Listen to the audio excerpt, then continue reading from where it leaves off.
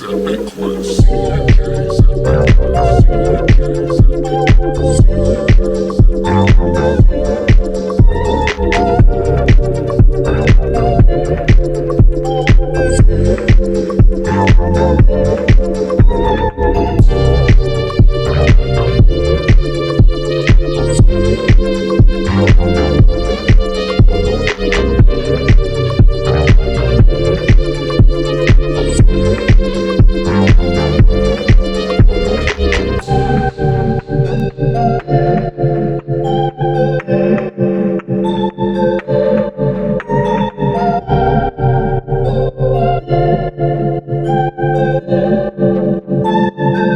CMJ's Epic Quest. CMJ's Epic Quest.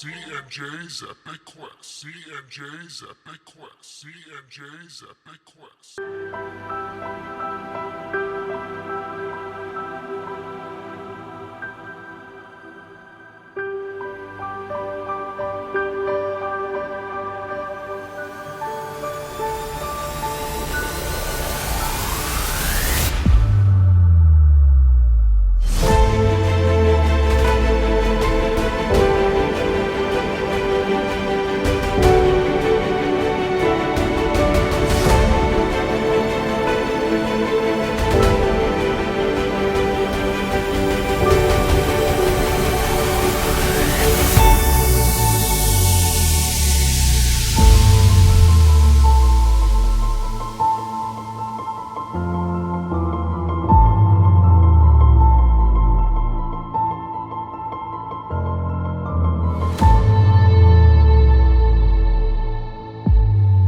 Hey everyone, welcome back to D&J's Epic Quest, and joining alongside me is HC Newell in the house. And Dren or Derek. I'm going to shut my camera off because that was really laggy for me. So, toodaloo.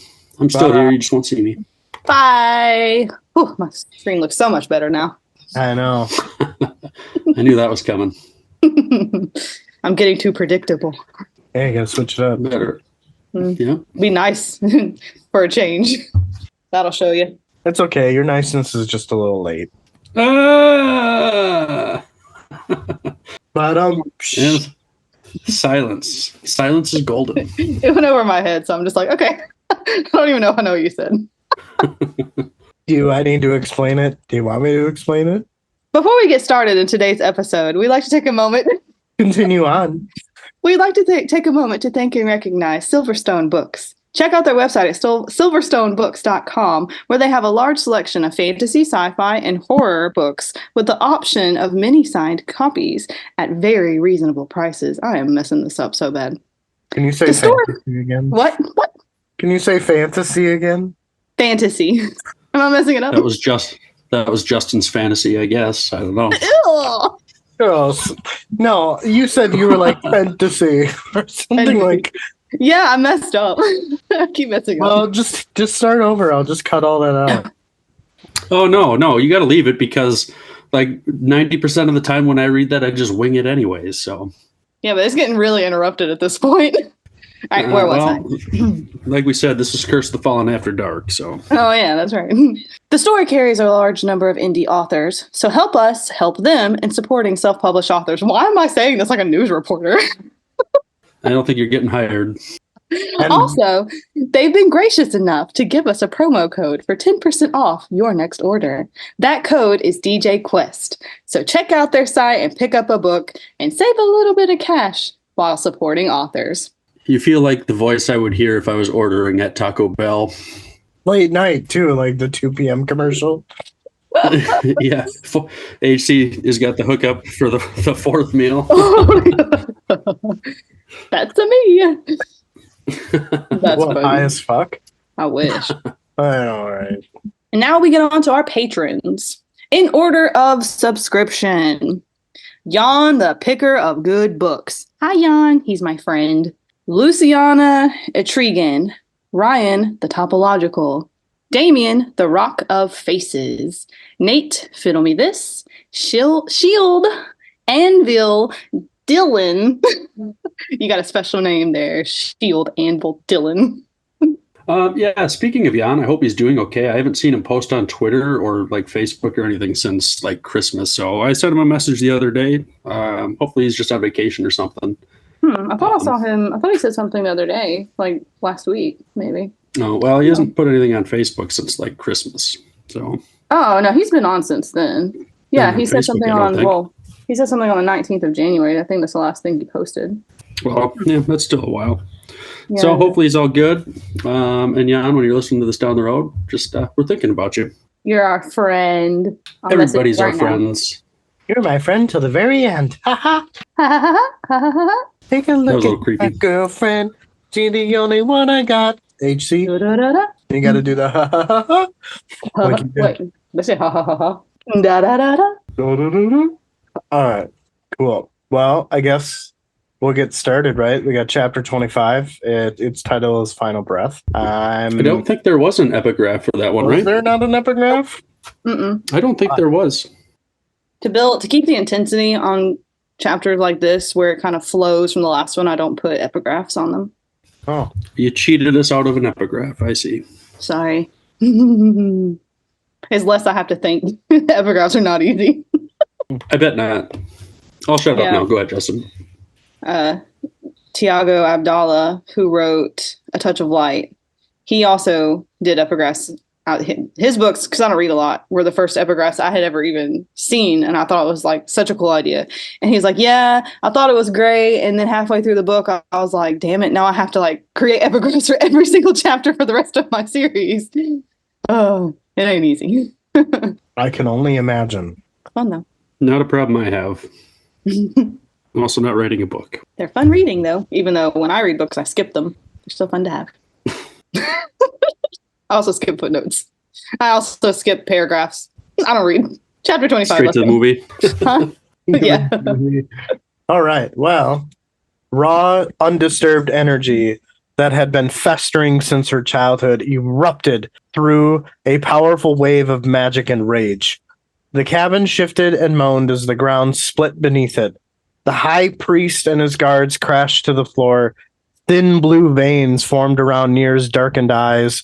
Her skin was pale, and her body was rigid as she awakened the power within. The arms of the chair cracked and splintered as she clenched her fists around them. The release of such power lifted the weight inside of her, and as the world slowly fell silent, she found herself growing weak and tired. As her magic faded, the world was still. She then collapsed. Her head fell to the side, and her eyes returned to their bright teal. Heavy lungs struggled to take shallow breaths as she fought for consciousness. Lorik. He moaned, but never spoke. A shallow nick on his throat was all that remained from the recent threat on his life. Nir closed her eyes at the sight of his breathing. Extraordinary. Kill the bard. Retrieve the child. We're going back to Sky to finish what we started. Nir gasped at the sound of his threatening words, and she stared at the floor as the knight's heavy footsteps thudded closer. Her weak muscles were unable to fight against her binds. Don't. It'll all be over soon, child. Tears filled her eyes, using all her strength. She was hardly able to lift her head. I'll go with you. Please, let him live. Icy fingers gripped her chin as the high priest lifted her face, and she was forced to watch as a knight stood behind Lorik and slowly raised his sword. His tired, defeated eyes met with Nir's, and for a moment the world was still. The welts on his cheeks grew larger as the hint of a smile tugged his lips. He told her it was okay, as he croaked in a broken and unrecognizable voice. A tear fell from her eye as the blade drew closer. She held his gaze as long as she could until the sword fell with a loud clash. Nir glanced at the knight as he coughed and spewed drops of blood and then collapsed to the ground. A steel sword cut through his armor and sank deep into his back. Her heart skipped as she lifted her eyes, searching desperately for the Eve who had come to their rescue. The knights fled the cabin in search of the intruders. Two cold hands tightly clutched her shoulders, and she shuddered as the high priest leaned closer. They'll never say. Fear trickled down her spine as his grip tightened, but it wasn't a motion of anger or power. He was afraid. Surely he knew the Eve had come to Lynn, and if not, he understood the Brotherhood had more powerful warriors than any other faction aside from his own. For a moment, he felt powerless, and Nier couldn't allow him to regain his strength. Her thoughts were lifted as he released his hold and marched across the broken and disheveled cabin. The binds of her ankles loosened as she fought to free herself, and she looked down to find large rats nibbling at the leather. They climbed up the chair and quickly ate away at the restraints of her wrists. As the leather straps snapped, Nier lifted her hands and rubbed her wrists. Her eyes shifted to the rats as they scurried away. She watched the small animals and came to the sudden realization that they weren't ordinary rodents, they were drellids. Fueled by rage, she charged at the high priest and ripped the sword from the fallen knight. With a heavy, exhausted grunt, she swung the weapon to his chest. He ducked beneath her pitiful attack as she gasped at the sudden pain of a dagger plunging into her side. Think you can best me? A twisted smile pulled his lips as he swung his weapon. Nier slipped to the side while lifting her sword towards his chest. The high priest's dagger turned in his hand and deflected the oncoming blade. With his spare hand, he smacked Nier, and she stumbled to the side with a vibrant handprint across her face. Nier stepped aside, and the edge of the blade caught the tip of her nose. Pushing his arm away, she drew up her weapon, ready to slice his arm in two. He blocked the strike, and both were caught with their weapons held close to their faces. With a hard kick, she sent the high priest stumbling back. She slashed at his stomach, and he stepped aside, a mere hair's breadth out of reach. Jabbing forward, his dagger slashed deep into her shoulder. She leapt back to make space between them. Hunched over in agony, she looked into his eyes and trembled with fury. A loud, raw cry left her throat as she charged at him, ready to end this, ready to finally relieve the world and herself of the agony he inflicted. As she closed in, he stepped back, hooked his leg through the bottom of a chair, and flipped it at her. She fell aside as the chair crashed into her, and before she had time to regain her balance, he pinned her against the wall with his dagger to her throat. Magic is the purest form of darkness, and those born of its power must be purged. Too weak to fight his grasp, Nier remained still as she looked into his eyes. The fear turned to anger as he threatened her life. With every passing second, her fury grew. She would no longer allow herself to be prisoner, and with a vengeful snarl, she thrust him back and plunged her sword into his chest. His hard eyes widened as he inhaled a sudden pained gasp. His trembling fingers moved to the blade that pierced directly through his heart. With a pained cry, Nier kicked him back and pulled the weapon from his flesh. Blood splattered her face as he choked and then fell to his knees. She stared down at his body. The sword trembled in her grasp as she watched him, waiting for him to move. As the seconds turned to minutes, he never made a sound. Nier stumbled back as the weight of his control, the weight of a lifetime of running and hiding, was suddenly lifted. The high priest was dead. She was finally free. As a shadow passed through the cabin, she lifted her eyes and was stunned by the sight of a familiar face. Have a look. A scarf and hood covered his face and hair, leaving him nearly invisible in the shadows. Confusion overwhelmed her as she wondered why he was there and how he had managed to find her. The thoughts vanished when a knight burst into the cabin with his weapon drawn. Nier stumbled back as Avallac'h pushed her aside and stole her sword. Avallac'h raced towards the knight and plunged through the knight's thick armor and sank deep into his chest. Avallac'h stood over his victim, watching as he choked for breath until falling silent. He closed his eyes with a deep breath and then turned back to Nier. Are you hurt? She looked at the devastation around them. Dead bodies lay in pools of thickening blood, and the high priest, who had caused her so much grief and sorrow, was dead at her feet. It's over. I don't have to go to the trials. I'm free. With a heavy sigh, he stepped over a knight and retrieved a lit torch from the wall. All other torches had been snuffed from Nier's explosive of magic, and this one was nearing its end as the flame slowly died. Nier stepped to Lorik's side and gently tapped his face. Come on, Lorik. Open your eyes. The bard was motionless and quiet in the chair. His binds had been chewed through by the drellids, leaving his arms and legs free from their restraints. Nier leaned closer to investigate him, and she gasped when a light wheeze vibrated from his swollen throat. She told Avallac'h to bring the light and to put a move on it. He came quickly to her side, and held the torch close to Lork's face. Nier carefully lifted his head and, with a frightful choke, nearly dropped it. Beneath the shallow cut on his neck was an enormous lump. Translucent skin surrounded the blistered incision, exposing thick blue veins just beneath the surface. What is that? What's happening to him? Avalok glanced around the room before noticing a dagger lying in the rubble. He picked it up and gently wiped the edge of the blade to clear it of dust, and he was stricken by the sight of glowing blue veins gently pulsing along the blade. Were you cut with this blade? She didn't hear as she focused intently on Lorik. Touching his wounds and checking him for signs of breath, Avalok asked again, this time with more aggression. She flinched and slowly looked over her injuries, revealing deep wounds on her side and shoulder. Orange firelight surrounded the wound as Avalok leaned closer with the torch. She gritted her teeth in agony as he lightly touched around her injuries, examining the glowing veins and light swelling. We need to get you to a Nesile. What? It's someone, a person who, Kyla, they can help you. They can fix this. What is it? What's happening to us? Avalok slung Lork over his shoulder and commanded Nier to follow. As she stepped outside, she took in the destroyed cabin and surrounding area. Purple moonlight reflected against blood-spattered armor of 5 knights lying motionless on the ground. She turned to Avalok as he slung Lork atop a large mare nearby and then mounted the saddle. The thud of horse hooves beat against the ground as Avalok rode toward her with another horse in tow. Glancing at Avalok, who silently urged her to climb onto her saddle, she did as she was instructed and settled into her seat. As the horses trotted carefully across the uneven terrain, a faint shuffling came from behind. Fear trickled from Nier's stomach down to her toes, and her wide eyes stared ahead as the haunting sound of a grunting man came from behind.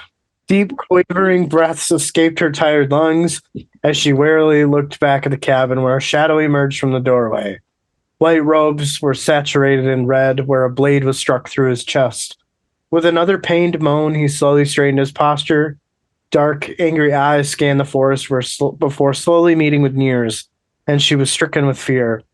Locked in a menacing gaze, the high priest watched with vengeance as she escaped into the night. Me and you are really struggling to read today. Yeah, I know. It's all good. I have the most important question here. How were my 2 pronunciations on these words? They're bad. That's what I figured. It's Nesiel and Kila. Yeah. Nesiel and Kila. Potato. Close Which enough. Kila comes from Kila Salai, which is a phrase from Mass Effect that one of the races say. So I kind of took that from that because Mass Effect is one of my favorite games ever. I don't remember that phrase, but it's been a long time since I played those. I don't remember what it means exactly, something about their home, I think. It's what the Quarians, the people with the masks that the Geth AI people kind of ran them off their homeworld. They say Kila Salai. Here we go, what does it mean? I spelled differently. By the homeworld, I hope to see one day. We cannot read, is what it means in Mass Effect. And it's spelled a little differently, but Kila basically just means fuck or shit or something like that. It's just yeah, so he's just damn it, he can't think of the word. Gotcha. All right, well, we get an answer to Lorik here as far as last chapter was concerned. I know that we were all a little on edge as to what may possibly happen to Zebard. Have you, quick anecdote, have you heard of Bardcore before? I have not. Oh my God. I can only imagine what this is. You need to look up Bardcore. I don't want to. You need to look up Bardcore. Curse of the Fallen After Dark. It's not naughty. It sounds pretty naughty. I know, it sounds naughty. It's not naughty. Man, you guys are filthy. I instantly thought of music. It is. Oh, well, see, that's what I thought, but then you said, I don't want to know what that is. I was like, oh, dang, that does sound dirty. No. Just, I think of Yeah, it's like lutes and stuff. Okay, that's pretty cool. People have they've redone songs in a bard fashion. They've redone a bunch of Eminem songs. Yeah, it's called Bardcore. On the lute. It's so funny. It's Bardcore. Interesting. I know, they're pretty funny to listen to. Yeah. That's Bardcore, man. I know. Anyway, Bardcore. just wanted to throw that in there.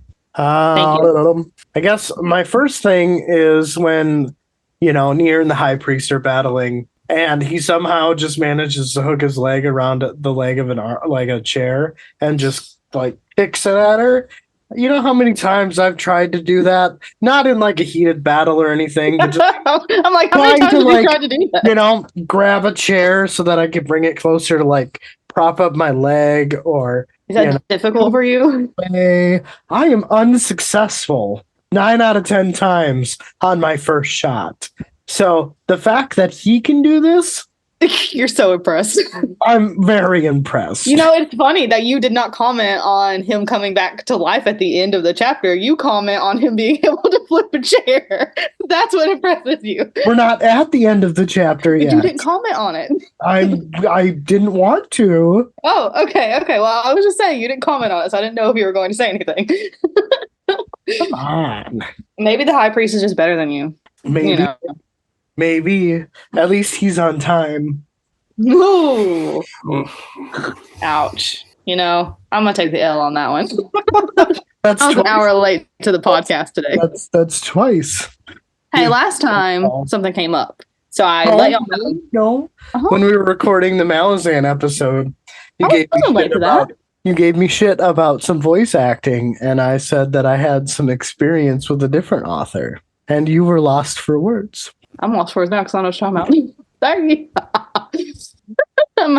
Don't make me go back and watch the whole episode just to figure out what you're talking right about. In the beginning. It was like before we even started anything. I ain't ringing any bells. All right, well, Derek, you remember that, right? I do. Yeah. Oh, dang. I thought he was going to be on my side. Oh, no, I remember it. Oh, wow. I thought you meant the second time I was late, not the second time I've taken the L and been speechless. I do remember being made speechless. I just don't remember what it was about. So that must have been what it was about. Well, there you go. If you want to open that door, feel free to. No. It's okay. I have like a million of them, so it's all good. I want the door to stay closed and locked. Nope. I can dish it out. I can't take it. Yep. It's avalocked. I have an avalock key. An avalock key? Yeah, the door is avalocked. Oh my god. All right, so the next comment. Hi, Dad. I'm like, I was just trying to think like Applecock. I was trying to like put like the genital jokes in there. Like, what do you even mean? Don't put your genitals I'm trying in to relate it back to what we were talking about. No. Listen, I've been at work all day, okay? I can't Don't think. put your genitals in a door. That's just spelling disaster. Like a glory hole. I don't understand what's going on right now. Oh my god. This really is This is probably the most unhinged episode we've had. All right, cool. So with a pain cry, Nier kicks him and, pulls his weapon or pulls the sword from his chest. And then she just watches the bloods, as he chokes and fell to his knees. And I'm like, God damn, HC. Just goddamn. It was brutal. It was brutal. Oh, that's like not even close to as brutal as these books. If you thought that was brutal. I don't know. It was maybe just the way that I read it in my mind. Maybe. It was so viscerally visual, Yeah. Imagine the confrontation, And then moving on to my next point is just this line that is just near stumbled back at like the realization that his control, the running away, the hiding just suddenly lifts, right? And even though it's momentary, right? Which I totally saw coming. I totally predicted the whole high priest thing last episode. In this moment, granted she doesn't know that yet, that has to be such a euphoric feeling. And I can only imagine, and I feel bad for her at the very end of the chapter, which is why I didn't make any comments, because I was going to end up talking about it here. Everybody feels so bad for Nier. It's kind of almost like I hate her. Like, I do not treat her well. I would not want her life. That is for sure. I don't want your life. Yeah. And a lot of people that read the books, they're like, I love this world, but I would not want to live in it. Very true. But, this line where Avalock and Nier are talking and she's just like, it's over, right? And I'm like, nah. Right? You didn't What if it say was? the big What if word. they don't even go to the trials? Right, exactly. But I almost kind of feel like you should have an alternate ending to this book where the high priest doesn't come back at the end of this chapter. He's just stays dead and maybe finds like a really weird way to wreak havoc on her life through in like some type of apparition state or some type of tipping over another being state or just someone else in his place rises up that's like 10 times more powerful that she's never heard of before. And then she's like, oh, well, shit, I never went to the trials. So fuck, now I got to go back. And then, I don't know. Me No, I thinking mean, and stupid. honestly, there's a second antagonist that's introduced in book 2. So I could have just killed him off here if I wanted to. I mean, I can't because he is obviously needed for your story, but like it could have worked. That sounds like fun. All right. Let's get to talking about your favorite subject, blue veins. Why are veins? Why are they so dirty? Look at the blue veins gently pulsing. And then, come on, let's take the very opening sentence of this chapter. Raw, undisturbed energy that had been festering since her childhood erupted through a powerful wave of magic and rage. Right. And then the whole like she heard someone like grunting behind her, is also ties it. Sex sells, and like Disney, they put a lot of like sexual things subconsciously. Maybe that's what I'm doing. Maybe that's why the books are so popular because it's not really that well written. So, Oh, you stop. It's fine. It's fine. But anyway, yeah. So you had some comments about these bluish veins. It seems to be a reoccurring theme with Avalok. He's having giraffe patterns on his swords, even though they're really veins and not a pattern. They're just veins. He's got 2 veiny swords. And then the high priest has an itty bitty veiny dagger, right? So it's the little one we were talking about. it's one of those things where, like, you kind of put 2 and 2 together, right? Like you've got 2 swords with the veins, and then you've got the dagger with the veins, and you're like, oh, well, the 2 swords are Avish, so is the little dagger Avish as well? And then you had Yeah, so I mean, it was supposed to be kind of one of those things where you sort of figure it out yourself in a way. But I wish that I would have explained it a little bit more. The only thing when I was writing it is that the book is from Nir's point of view, and she doesn't know that these swords are Avish, right?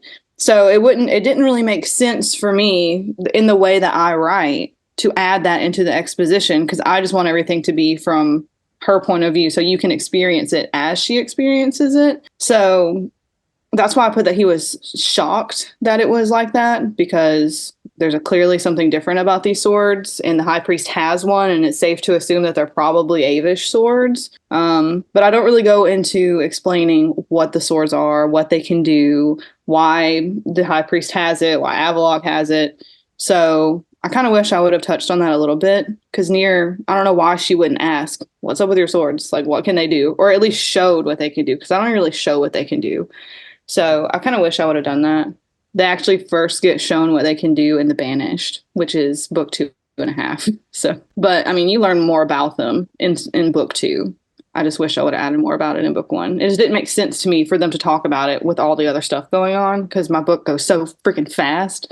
I need to like pull back and have those conversations, and I didn't. I mean, that's why you're on the show. Give those explanations.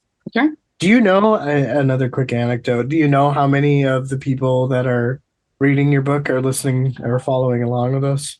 I know 2 people are for sure. Benjamin, I think, and I don't want to point him out because he may not be, but I think Alex Lupo is too. But yeah, definitely Benjamin is. He says he is. And of course, Jan. Awesome. So 3. Sweet. Well, yeah, I think Alex is. What's up, Alex? I know he's listening to your... Oh, I'm sorry. Nope, nothing. Alex is definitely listening to your Malazan. And he's my boo, so I'm pretty sure he's listening to mine too. All right. Fuck yeah. Last thing that I had Did you contemplate the high priest and his ending? Was this something that you had to like put a lot of time in thinking about? Like, I know that you mentioned earlier that you said that like you probably could have killed him off, but was this one of those things where like you debated and then you no, it's just this is it. This is what it was. Um, Actually, the high priest wasn't even in the book. Like at first, he wasn't in this book at all. Hmm. And whenever my beta reader read it, he was like, "Where the fuck's the high priest? Like, she's running from this guy. He's not even in the book." So I had to add him in, but I didn't really want them to get into a confrontation and Near get defeated because I didn't want it to take that route. But I also didn't want her to seem weak. Like I want to show that she can defeat him, but then I also wanted to show that he can't be defeated. That's why she needs to go to the Trials of Blood. So that's why I kind of showed like he has something more. Like he's not, you can't just stab him in the chest and he'll die. Like he needs to be killed by something way more powerful than that. Is that explained as to How he like came back? yeah, like did they meet again or do they run across a character who is aware of the high priest powers and explains kind of like It's how explained. he's able to stay alive? Well, we do know that he uses magic. Right. Near has said that, or she will. I don't know. Sorry if I spoiled that, but like it's presumed that he does, at least. And it's explained throughout the series as Near learns more about it. Gotcha. So it's never going to be like an info dump. There's not really going to be like just a conversation where you learn everything. You kind of learn pieces and kind of have to put them together. Fair enough. No, that works. I'm just curious. I figured it had something to do with magical powers, but intricate details are alluring. We can find out. Speaking of the high priest, when he like resurrected himself, Justin, did you ever play Dead Space or HC? Have you ever played that? I played a little bit of the first one. I don't know. I felt like it was almost too linear. Oh, well, if there's a game that will scare the fuck out of you, it is that game. Scared the fuck out of me. But there's a creature you fight in that game that like you have guns in the game and you can shoot it and like incapacitate it, but it's not dead. It's just like it might be down for like 10 seconds or 20 seconds, whatever it is, and then it gets back up and it's trying to kill you again. So that's what I feel like now with the high priest. You want a scary game, play Visage. Holy crap. That game makes me nauseous. It makes me so scared. It's Really? very scary. It's terrifying. It's very scary. It's a ghost paranormal game. You don't have a weapon. You're just going through this creepy ass house. And then me and my husband, we play it together. I can't play it because when I have the controller, I freak out and I can't play it. I get too scared to move. But we got to like this really creepy part and it got so scary we haven't played it in like 4 months. We just can't turn it back on. It makes us afraid of our house. It's scary. Play it. It's really, really, really good. Interesting. Not heard of it. It's called Visage. It might be an indie game, but it's really popular. Like on it's on Steam. I don't know if they have it on any other platforms besides PC, but it's very, very highly rated. People say it's one of the scariest games ever, and I agree. It's extremely scary. Do you guys build your own PCs? No way. Well, if you ever want to, let me know. Ooh, okay, that took a turn. Yeah, no, I built my own Hackintosh. Hackintosh. Yeah, Hackintosh. Nice. No, see, my laptop even messed up, and I just have my keyboard messed up on my laptop, so I just got like a Bluetooth one that I put over my computer. Like I don't know how to do any of that. That works. It was going to cost like $200 to fix it, and that keyboard is $10. So I was like, no, I'm just going to get the $10 keyboard. It'll be fine. This is probably the fix I would have went from. Oh yeah. What do you say, Justin? You know I fix computers for a living, right? No. What do you do? No, I thought you were a teacher. No, I am like the technical nerd at a high school. Okay, that's it. Yeah. I knew you worked at a high school. I knew you weren't a teacher. I knew you did something like that. See, So- I do listen. And Yeah. he works on trains with ethanol or something. Or corn. Something like that. Yeah, all those things. You don't even know what I do. So Nothing. Medical coding. You rip people off. rip people off. Yeah. It's not my You're a rule, but the criminal. government's. A criminal and should be locked up. Honestly, though, we have a lot of doctors' offices. Everyone who's listening should contact their doctor and say, do I have any credits on my account? Because you probably do. Because doctors will charge you a copay or they'll charge you for a service and then your insurance will cover it and they just keep it on your account as a credit and eventually they'll just write it off. Like there are some patients that we have that have like $300-$400 just sitting in their accounts, and they don't even know it, so they're never gonna get that money back. And I feel so bad. Yeah. Did not know that. Yeah, because they don't call you, because then they just get to keep it if you don't know about it. And then they don't tell you that you have it because they don't get yelled at when you ask them, why do I have a credit? Why didn't you refund it to me? So my dentist did that to me and it pissed me off. I had like $280 sitting in my account because I overpaid by $280 for a root canal. And I called and I was like, hey, how much is going to cost for a cleaning since I've already got a root canal? Will my insurance cover anything? And she was like, oh, you have a $280 credit on your account, so we can just use that. I was like, no, you can refund it to me, though. And she refunded it, but I had no idea. Interesting. Mm-hmm. What do you say? Should we move on to chapter 26? Let's do it. Sure. Chapter 26, The Longest Ride. HC taking the epigraph. Curse of the Fallen, After Dark. Justin's just laughing his head off. What did I miss? The Longest Ride. Is that not what the chapter's called? That's what it's titled. Yeah, right but there. it's like, The Longest Ride, Oh, on those gotcha. nice veiny daggers. Huh. I did not see that coming. It's all hidden in there. Now we're just going to see it everywhere. All these sexual innuendos, is that what it's called? I did not pick up on that. I didn't until I just saw him laughing his freaking head off. Well, glad you got some entertainment there, Justin, so you're welcome. He's got a little halo over his head now. He's just like, it wasn't me. Yeah, the devil on the other shoulder, I'm sure. Oh my god. I was wondering what you were doing. I still thought you were just like, oh, is it me? Derek, look at him. He's freaking retarded. Yeah. Yeah. All right, look let's at go. that shit-eating grin on his face. The Longest Ride, baby. Let's go. Come on, Applecock. I thought you were taking the epigraph. In the land of the wicked, seek faith in the light and have everlasting life. Rotharian, Book of Light. Light filled the empty forest as near road with a Velik. The road had narrowed to a trail as they worked their way through the beginning of the Everett Mountains. Near leaned forward, her body sore, and the injuries she had sustained had made the ride almost unbearable. As bad of shape as she was in, she was still worried more about Lorik as his breathing became more labored. The swelling at his throat became worse. We need to rest.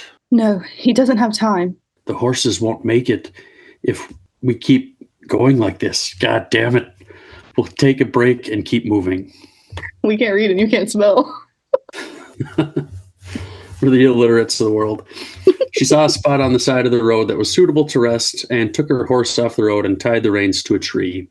Avelik followed and set Lorik by a tree while Near rummaged through her bag, gathering potions and herbs, afraid that whatever she found wouldn't work. Whatever the poison was the high priest used, it was strong. She could feel it racing through her own body. Thinking she had no other choice, she knelt down to Lorik and pushed her magic into him. His fingers snapped back to where they should be. The bruising in his face faded, but the cut on his neck never changed at all. All while Near's skin went pale and she bled from her cuts. Near? Near! Avelik pulled her away and she collapsed into his arms. You healed him? It didn't work. He's dying. Maybe I am the spawn of Nizalt. Maybe this is my punishment for denouncing the divines and fighting against their priests. Why were you taken? Who were those men? He's the high priest, the leader of the Order of Sorrow. I don't fight with my magic because of him. He has a way of tracking me. They'll probably find us out here since I use my energy to help Lorik. Your injuries aren't worsening like his. It's my magic. I can't heal myself, but it slows the progression. How did the high priest survive that? I stabbed through his heart. I felt the muscles tearing, but he was standing there, watching as we left. It could be what reanimated those boys. There were no altars or magics performed. It was... No, this was different. It felt different. I can't explain it. He's over 70 years old, yet he barely looks older than you. That isn't natural for humans. Maybe this is why I'm needed by the Brotherhood, why my magic is so important to the cause. Whatever is protecting him and keeping him alive can't be destroyed by conventional means. He'd have been taken care of long ago if so. What are you saying? That he's magically enhanced? Immortal? Stop it. He's magically delicious. I knew Justin would get that, or I'm pretty confident he He's would have. over I didn't know if you would. He's still over here making penis jokes. Magically enhanced, Derek? Oh my god. Y'all are retarded. Yeah. I don't know. I don't care. I just want to end this. That's why I'm going to Namashel, to rid myself of the curse that binds me to the Order. Then maybe I'll have a chance at stopping them. My country and people will finally be free. What's stopping you now? My magic is too weak. I'm not even sure what all I can do or how to even do it. Ryman taught me to protect myself with a sword until I'm able to lift the curse, and I can train with my magic, or I can train with my energy. Looking at her hands, she imagined a life of freedom, one where the Order had no power, and people accepted others even if they were different. A breeze kicked up, and Avelik gave her his cloak. She looked out to the hill and thought that since they'd begun their travels a few hours ago, they hadn't passed a single village. She wasn't surprised since they were in the Everett Mountains. She felt a certain calmness being this deep in the forest. Like no one else existed. She felt safe. Avalok, how did you find us? Drellitz, it seems the one you know from your hometown has friends in the right places. He told them to watch for you. But even with their help, it took me 2 days to find the cabin. Why did you do it? And where's Cloud? Why haven't we met up with him by now? He isn't here. What? What do you mean? Where is he? He left. We heard you screaming, but when we got there, you and your friend were gone. Cloud suggested we carry on. He said Azael needs us more than you do. Nira was shocked. She felt betrayed. He would have left them to die, but could she blame him? The person he loved was dying, and he was the only one who could save her. That was his goal, and he had been upfront about it. He wouldn't stay if she fell behind. How did the Order find me? It was the farmer. The who? The one on the side of the road. Nira's jaw dropped and tears formed in her eyes as she realized her mistake. You told me not to do it. I helped him, and he betrayed me. Why would he do that? I should have listened to you. I should have let him die. I was wrong. If there's a chance to help someone in need, then you should take it. Don't allow the darkness of this world to shroud your kindness. Just because he betrayed you doesn't mean everyone will. It isn't worth losing the people that I love. Lorik could die. I don't know what I'd do without him. Avelik pulled her in for a hug. As she cried on his shoulder, he whispered something she couldn't quite make out. No, fuck me. Oh my God. That was terrifying. He held her for a few more moments before releasing her and backing away. I can understand why she backed away after hearing that. Nira could feel the comfort in his eyes. She was happy to see the softer side of him instead of only the darkness. Oh my God. I need to mute myself. I'm sorry. Wait, is it my turn to talk? I have to talk. It is your turn, yes. I was waiting for you to compose yourself. I'm just imagining him actually saying that in a creepy voice. We need to go. If the creatures of darkness are rising, then they're sure to find us here. We can't be too far from a settlement. Avelik helped Nira to her feet. She stumbled forward, then leaned back to catch her breath. Oh my God, I don't even want to read this now. Can you ride? They're everywhere. This is where the title of the chapter comes in. I'm not reading that again. No. Your line's even better. Oh my God, they're everywhere. Now we're gonna have to point all these out as we read the books. This is too good. It's so funny. Oh no. Oh my God, my face is so red. Oh God. Jesus. Oh boy. Okay. I can do it. We aren't losing him. Rest. I'll take watch, or I like to watch. We can't. Rest. We can't save him if we're too weak to do it ourselves. All right. Finally relented and thanked Avelik as she fell asleep, asking him not to leave since they needed him. The next morning, she found him asleep at a tree. She had regained much of her strength, though she was still in pain and exhausted. She checked Lorik. He was paler and struggled to breathe. She pushed a small amount of energy into his chest, and he regained some color. She drank the water she had left in the canteen. Oh, hey, Avalok. He jumped awake. Some lookout you are. Come on, we best get going. They got Lorik into the saddle and continued on down the path. Near midday, they stopped to feed and water the horses. Avelik went to the woods to hunt while she stayed with Lorik. Come on, Lore. Just hang in a little longer. As she set the canteen down, she noticed glowing veiny veins coming from the high priest's dagger in her bag. Carefully, she removed it. It was unlike any dagger she had seen before, with golden swirls carved into the steel. She heard leaves crunch and saw Avalik returning with a couple of squirrels and a rabbit.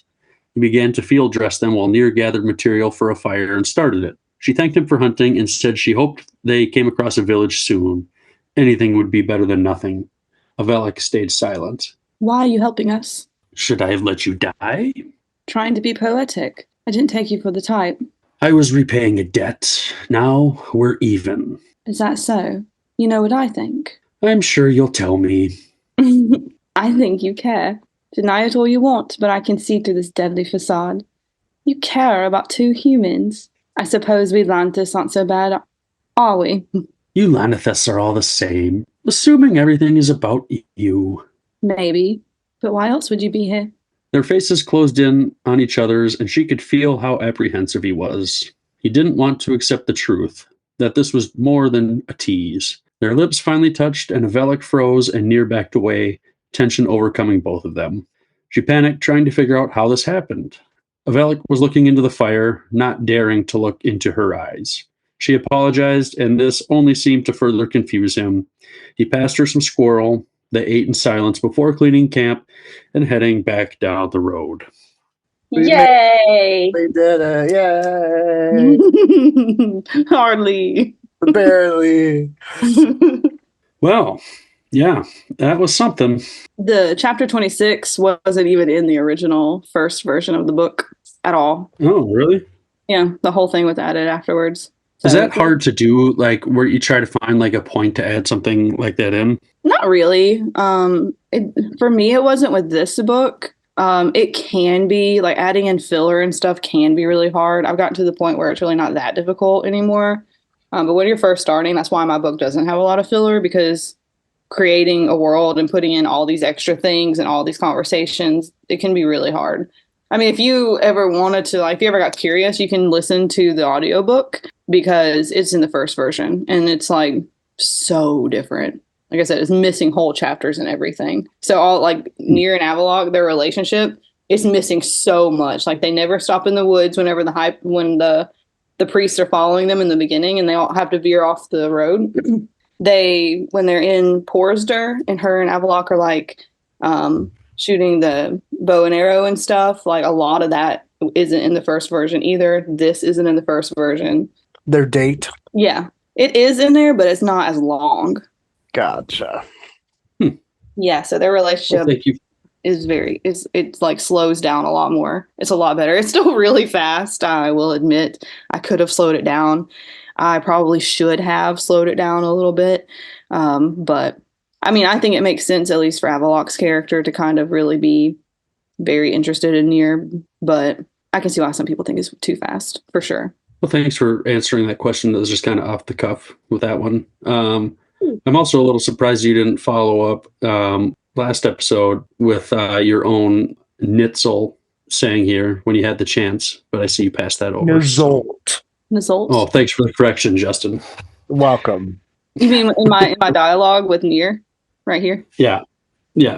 When Justin was like, Nitzel! Nitzel! Like schnitzel. Yeah. Or pretzel. Nitzel. I forgot. Listen, I was distracted this time around. Next time I'll try to remember. I can barely get through this chapter.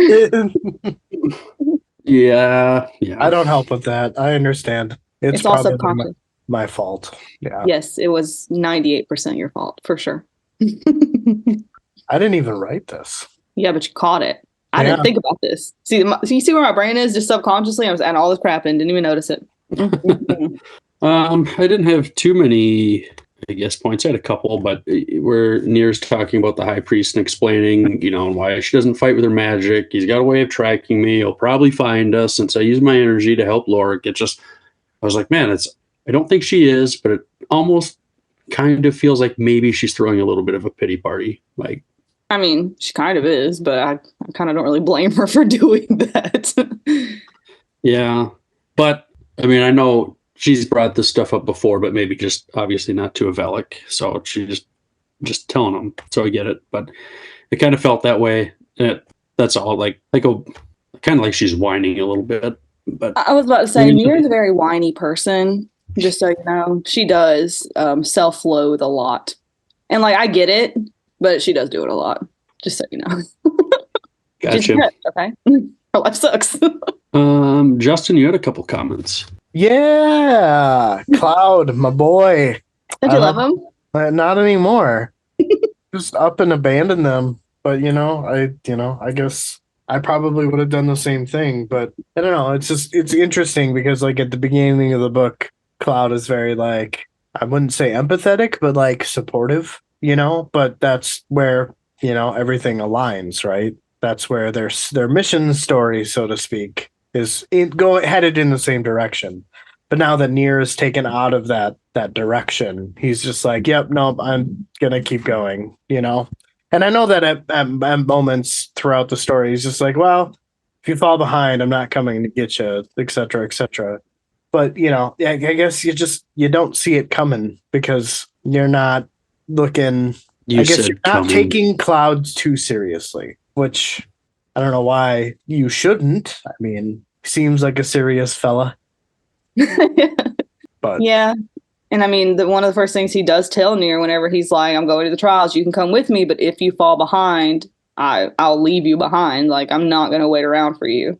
Yeah. So he does warn her, but you would think after all this time together, he would at least care enough to save her. Pirates code. You fall behind, you look behind. Yep. And I mean, it's like you said though, like I would probably do the same thing if I thought the person that I loved, my husband or whoever that I was in love with, if I thought they were dying and time was of the essence, I had to get to where I needed to go to save them. I don't know if I'd be wasting 2 days finding this other person. I think I would just do what I had to do.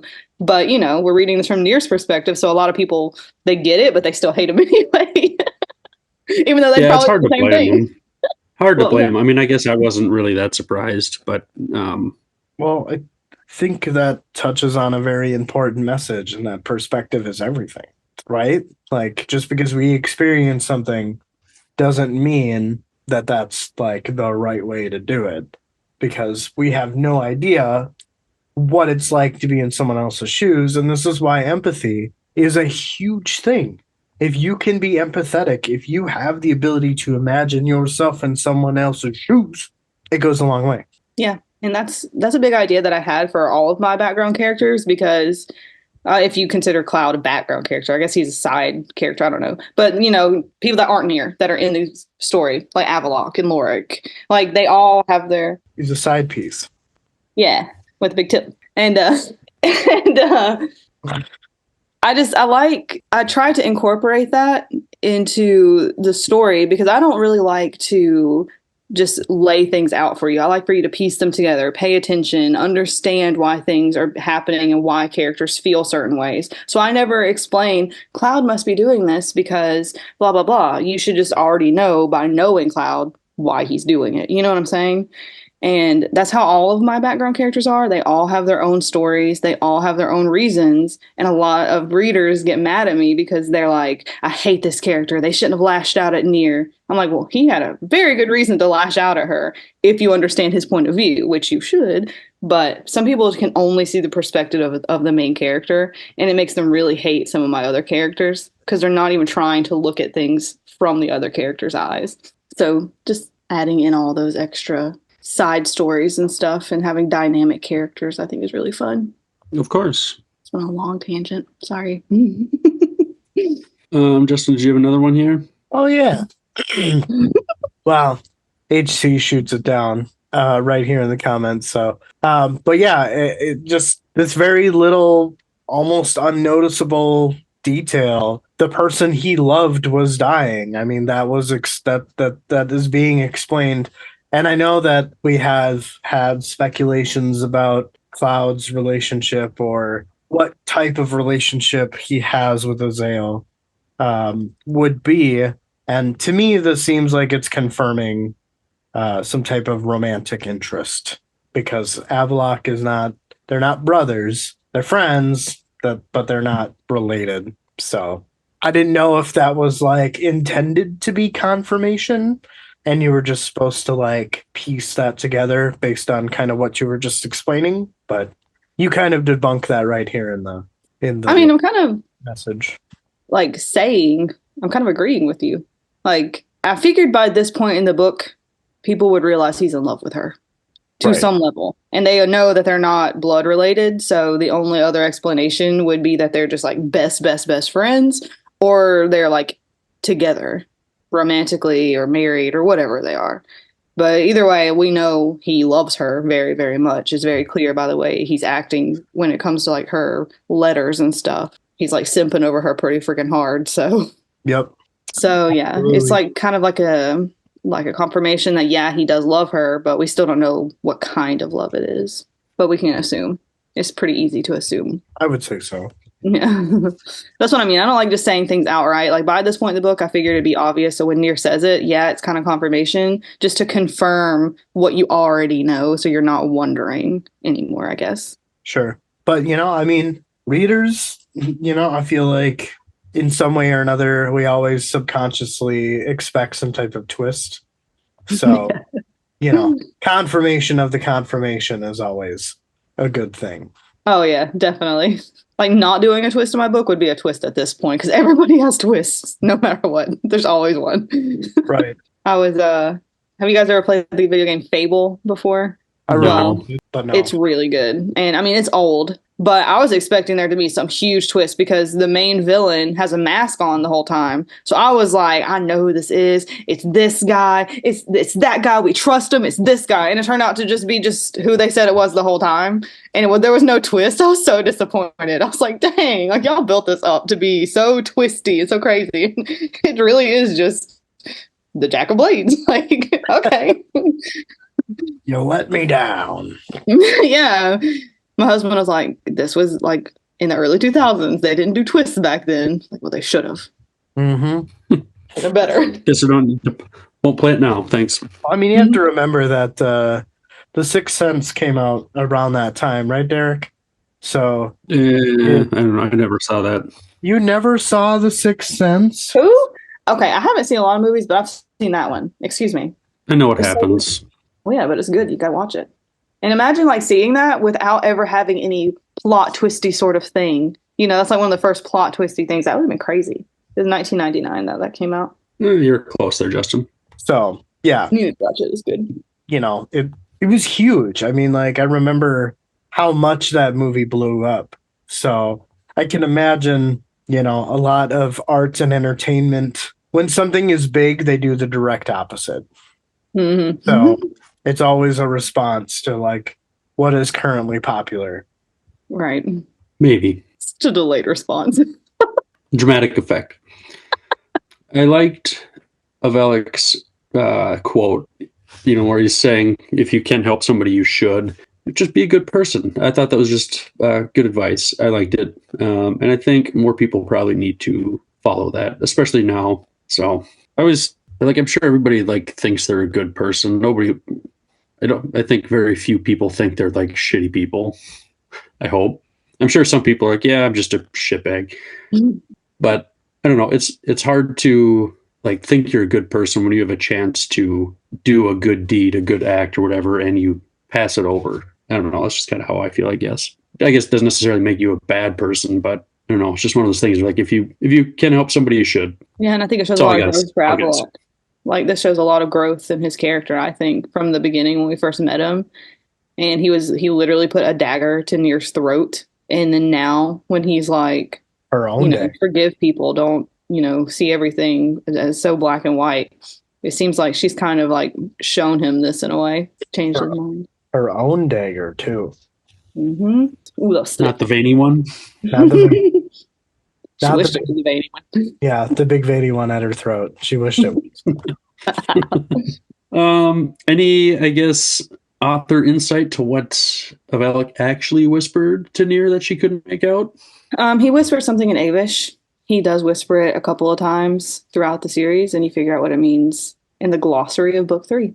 Oh, okay. Because I put an Avish translation guide in the glossary of book 3. So you will find out what it means later. Well, all right. I guess that answers that. We'll talk about it in 3 books. All I right. mean, he does say it in this book too. So whenever he says it, you'll know what he has said, but it is in Avish, so you will not know what it means. Unless we look in the third book. Oh, stop doing that. You're going to poke your eye out. Get that shaft away from your face. That's where he likes it. Oh yeah, there was something in the last chapter too that I didn't realize when I wrote it. But when my husband read the book, he talked about how strong Lorik was whenever he's in the chair, being basically about to be killed, and the knight is holding the knife or the sword above him, about to kill him, and Lorik isn't even scared. Like, all that he cares about is Nier. So he smiles at her and tells her it'll be okay. Like, I forgot to comment on that because I didn't even realize like how strong that is, but that's really strong, especially for Lorik, to not be terrified that he's about to die. All that he cares about is making sure that Nier is okay. I think you just kind of accept it. It reminds me of, like, from the last chapter in our Malazan book that we recorded. There's some soldier stuff. Sorry, my cat's scratching the shit out of something right now. I don't know if you can hear it. It just made me think of, like soldiers in the army falling on grenades for their brothers, their sisters. They'll take the hits so that somebody else doesn't have to. Yeah, I think it's especially for Lorik, who isn't really a soldier and he's not really a fighter and he's not very brave throughout the whole series, for him to just not even be afraid when he's literally facing death. I was like, oh, that is pretty strong for someone like him to do that. Avalok, I could see him not being afraid to die. Lorik, I'd see him crapping himself if he was going to die. So for him to just be like, I don't want Nier to see me crying in terrible agony right before I die. Like, the last thing she's going to see is me smiling at her. I don't know. I like that. I didn't even think about it when I wrote it, but I was like, that's makes me have a lot more respect for Lorik, at least. I guess, yeah, we didn't even talk about that, but yeah, I remember that. I'm surprised we didn't talk about it. Yeah, that's what I said. Like, I meant to bring it up, but I don't know. Just got talking on other stuff. I guess so. Well, does that wrap it up? Wrap it up. Justin looked a little caught off guard there. Did I just say that?